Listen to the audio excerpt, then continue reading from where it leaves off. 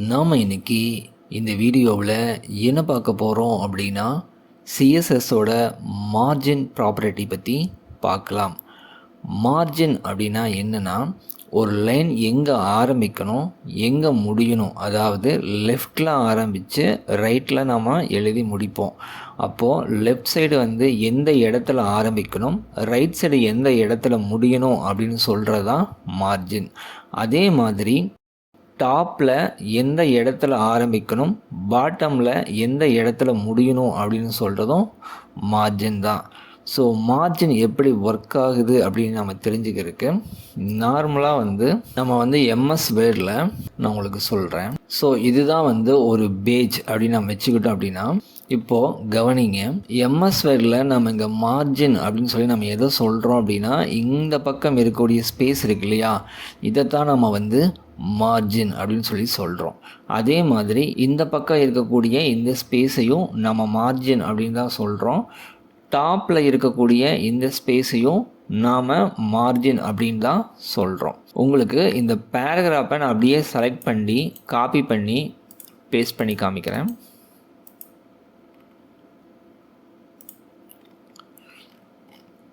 So இப்போ கவனிங்க, left சைடும் உங்களுக்கு ஸ்பேஸ் கிடச்சிருக்குது, ரைட் சைடும் இங்கே ஸ்பேஸ் கொடுத்துருக்கும் இல்லையா. ஸோ உங்களுக்கு கண்ட்ரோல் ஏ கொடுத்துட்டு நான் அதை ஜஸ்டிஃபை பண்ணுறேன். ஜஸ்டிஃபை அப்படின்னா ஒன்றும் இல்லை, இந்த சைடும் நேராக இருக்கிற மாதிரி. இப்போ கவனிங்க, நம்மளுக்கு இங்கே ஒரு பேராகிராஃப் நம்ம கொடுத்துருக்குறோம். இந்த பேராகிராஃபுக்கு லெஃப்ட் சைடும் ஒரு ஸ்பேஸ் இருக்குது, ரைட் சைடும் ஒரு ஸ்பேஸ் இருக்குது, டாப்லேயும் ஒரு ஸ்பேஸ் இருக்குது, அதே மாதிரி கீழே வந்தீங்கன்னா பாட்டம்லேயும் ஒரு ஸ்பேஸ் இருக்குது.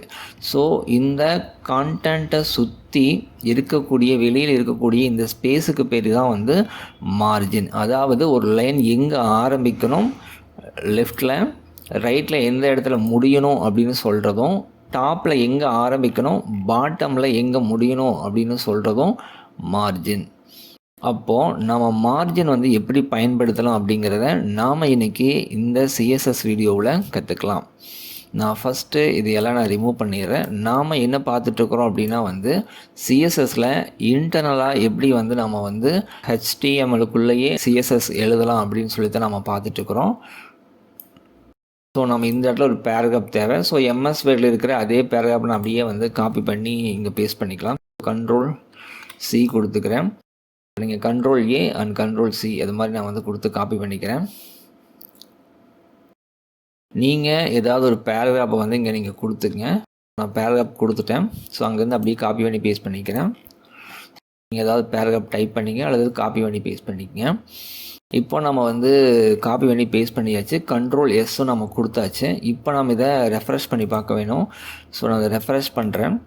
ரெஃப்ரெஷ் பண்ண பாருங்கள், உங்களுக்கு இங்கே அந்த பேராகிராஃப் நம்மளுக்கு டிஸ்பிளே பண்ணியிருக்குது. ஆனால் நம்மளுக்கு லெஃப்ட் சைடு எந்த ஸ்பேஸும் இல்லை, அதே மாதிரி டாப்லேயும் எந்த ஸ்பேஸும் இல்லை, ரைட் சைடும் நம்மளுக்கு எந்த ஸ்பேஸும் இல்லை.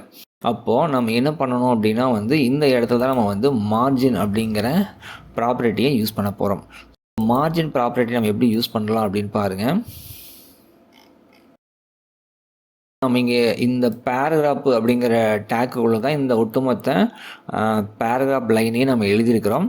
ஸோ அதனால் இந்த சிஎஸ்எஸ்க்குள்ளே பி அப்படிங்கிற இந்த டேக் எடுத்துக்குவோம். ஒரு open curly brace and close curly brace கொடுத்துட்டு இதுக்கு நம்ம மார்ஜின் எழுதுவோம். Margin MARGIN. ஸோ இதுதான் மார்ஜின்.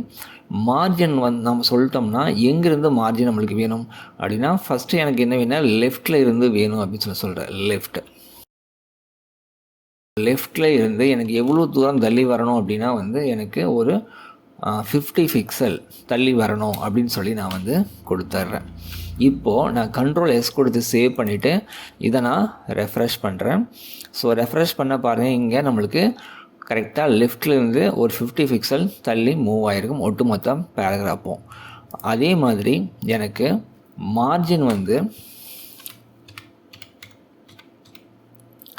டாப்பில் இருந்து எனக்கு ஒரு 50 பிக்சல் தள்ளி வரணும் அப்படின்னு சொல்லி நான் சொல்கிறேன். இப்போ என்ன நடக்கும் அப்படின்னா, மார்ஜின் டாப்பில் இருந்து நம்மளுக்கு ஒரு 50 பிக்சல் நம்மளுக்கு மார்ஜின் மேலே இருந்து 50 பிக்சல் கீழே தள்ளி வந்திருக்கும். ஸோ நம்ம நெக்ஸ்ட்டு கீழே மார்ஜின் பாட்டம் எவ்வளோ பிக்சல் இருக்கணும் அப்படின்னா வந்து ஸோ நெக்ஸ்ட்டு நம்மளுக்கு ரைட் சைடு RIGST ரைட் சைடும் நம்மளுக்கு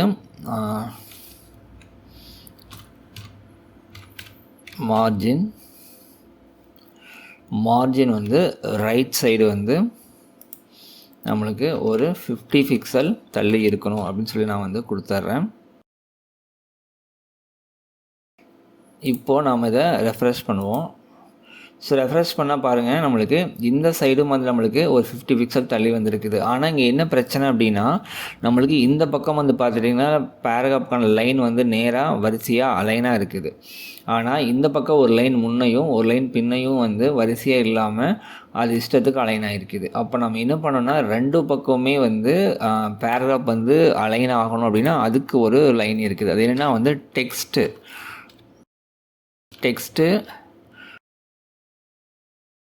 அலைன் ALIGN அலைன் கொடுத்துட்டு ஜஸ்டிஃபை அப்படின்னு சொல்லி கொடுத்துருங்க. ஜஸ்டிஃபை அப்படின்னு நம்ம கொடுத்துட்டு நாம் இப்போ இதை ரெஃப்ரெஷ் பண்ணுவோம். ஸோ ரெஃப்ரெஷ் பண்ணால் பாருங்கள், நம்மளுக்கு ரைட் சைடுமே வந்து நேராக அலைன் ஆகிருக்கும், லெஃப்ட் சைடும் வந்து நம்மளுக்கு நேராக அலைன் ஆகிருக்கும். ஸோ கீழேயுமே நம்மளுக்கு வந்து ஸ்பேஸ் வந்து கிடச்சிருக்கும். ஸோ இப்படி தான் வந்து நம்மளுக்கு வந்து ஒரு மார்ஜின் வந்து ஒர்க் ஆகுது. இப்போது நீங்கள் என்ன தெரிஞ்சுக்கிட்டீங்க அப்படின்னா, எப்படி வந்து நம்ம வந்து ஒரு பேராகிராஃபுக்கு லெஃப்ட் ரைட் டாப் பாட்டம் வந்து மார்ஜின் அலைன் பண்ணுறது அப்படிங்கிறதையும், எப்படி நம்ம அதை வந்து ஜஸ்டிஃபை பண்ணி லெஃப்ட் அண்ட் ரைட் வந்து ஒரே நேர்கோட்டில் பேராகிராஃப் இருக்கிற மாதிரி அலைன் பண்ணுறதுங்கிறதையும் நாம் இப்போ கற்றுக்கிட்டோம். நெக்ஸ்ட்டு நாம் என்ன பண்ணலாம் அப்படின்னா, மார்ஜின் வேறு எதுக்கெல்லாம் பயன்படுது அப்படிங்கிறதையும் நம்ம பார்த்துடலாம். நார்மலாக நான் அதை ஃபுல்லாக டெலீட் பண்ணிடுறேன். இதை நான் ஃபுல்லாக டெலீட் பண்ணிட்டேன். ஸோ மீதி இருக்கிற இந்த பேராகிராஃபையுமே நான் வந்து ரிமூவ் பண்ணிடுறேன். ஸோ ரிமூவ் பண்ணிட்டு நான் சேவ் பண்ணிக்கிறேன். ஸோ இங்கே பாருங்கள், நான் வந்து ரெஃப்ரெஷ் பண்ணிடுறேன், எல்லாமே வந்து அழிஞ்சிரும். இப்போது நாம் என்ன பண்ண போகிறோம் அப்படின்னா, இந்த இடத்துல வந்து பேராகிராஃப் டேக் நம்ம எடுத்துருக்கிறோம் இல்லையா. ஸோ இந்த இடத்துல என்ன பண்ண போகிறோம் அப்படின்னா வந்து, ஃபர்ஸ்ட் ஆஃப் ஆல் வந்து ஒரு பாக்ஸை வந்து நம்ம க்ரியேட் பண்ணணும். எப்படி க்ரியேட் பண்ணலாம் அப்படின்னா வந்து பார்டர்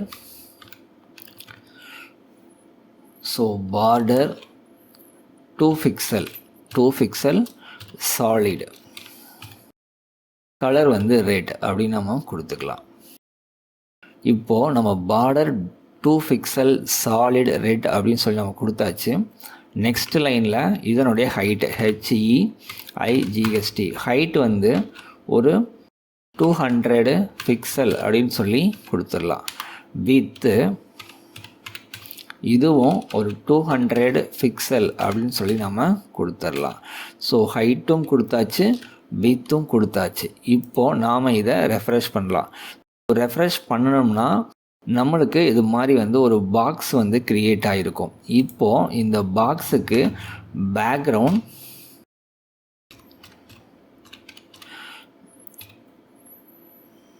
கலர்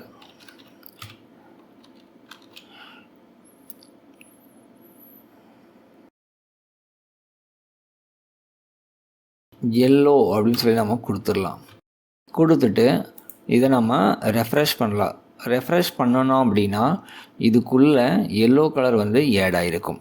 இப்போ கவனிங்க, நான் இதில் எங்கேயுமே வந்து மார்ஜின் அப்படின்னு சொல்லி நான் எழுதவே இல்லை.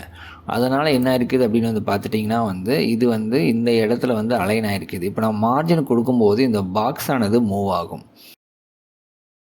மார்ஜின் வந்து கீழ் லைனில் எழுதிக்கலாம். மார்ஜின் அப்படின்னு நம்ம கொடுத்தாச்சு. ஸோ மார்ஜின் எந்த பக்கம் இருந்து அலைன் ஆகணும், எனக்கு டாப்பில் இருந்து அலைன் ஆகணும். டாப்பில் இருந்து எனக்கு ஒரு 100 பிக்சல் வந்து கீழ் நோக்கி வரணும். அப்படிங்கிறனால வந்து மார்ஜின் டாப் 100 பிக்சல் அப்படின்னு நான் கொடுத்துருக்கேன். இப்போது நான் இதை ரெஃப்ரெஷ் பண்ணேன்னா இது டாப்பில் இருந்து 100 பிக்சல் தள்ளி கீழே வரும். இதுவே மார்ஜின்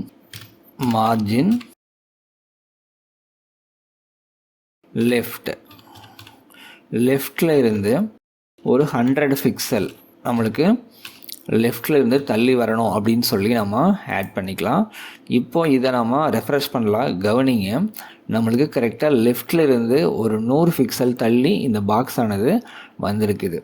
அதே மாதிரி டாப்பில் இருந்து 100 பிக்சல் தள்ளியும் வந்திருக்குது. அப்போது மார்ஜின் அப்படிங்கிறது என்னென்னா, நம்மளுக்கு ஒரு ஆப்ஜெக்டை கூட வந்து மூவ் பண்ணி வச்சுக்க முடியும். நம்ம ஒரு இமேஜ் இருக்குது அல்லது ஒரு ஆப்ஜெக்ட் இருக்குது, ஒரு பேராகிராஃப் இருக்குது அப்படின்னா கூட இது எல்லாத்தையுமே வந்து மார்ஜின் அப்படிங்கிற ப்ராப்பர்ட்டி பயன்படுத்தி அலைன் பண்ண முடியும். நாம் இன்றைக்கி இந்த வீடியோவில் மார்ஜின் ப்ராப்பர்ட்டி பற்றி ஓரளவு கற்றுக்கிட்டோம். மற்றொரு வீடியோவில் சந்திக்கலாம். தேங்க்யூ.